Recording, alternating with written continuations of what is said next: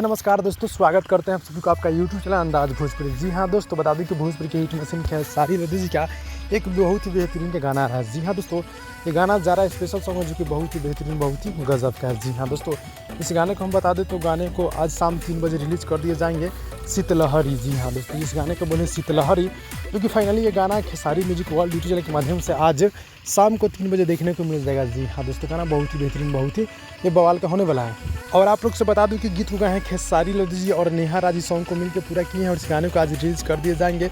और video feet की बात कर ले तो सौम्या पांडे जी नज़र आने वाली है और गाना आज Khesari music world YouTube channel के माध्यम से देखने को मिल जाएगा आज शाम 3 बजे। जी हाँ दोस्तों, इसका ऑफिशियल टीजर आप लोग देखें, कैसा लगा आप लोग कमेंट कर दीजिएगा। जी हाँ दोस्तों, आप लोग से बता दें इस गाने को भैया आज रिलीज़ कर दिए जाएंगे और अखिलेश कश्यप जी के गीत लिखा हुआ है और म्यूजिक है बड़े भैया आर्या शर्मा जी का। तो आर्या शर्मा जी के म्यूजिक काफ़ी बेहतरीन, काफ़ी बवाल, काफ़ी गजब का होते रहता है। तो इस गाने को आप लोग सुनिएगा आज शाम 3 बजे, आप लोग इस गाने को देखना ना भूलिएगा। जी हाँ दोस्तों, तो भाई छोटा सा अपडेट था, अच्छा लगा तो लाइक कीजिए, चैनल को सब्सक्राइब कर दीजिएगा। मिलते हैं अगली वीडियो में, तब तक के लिए धन्यवाद दोस्तों।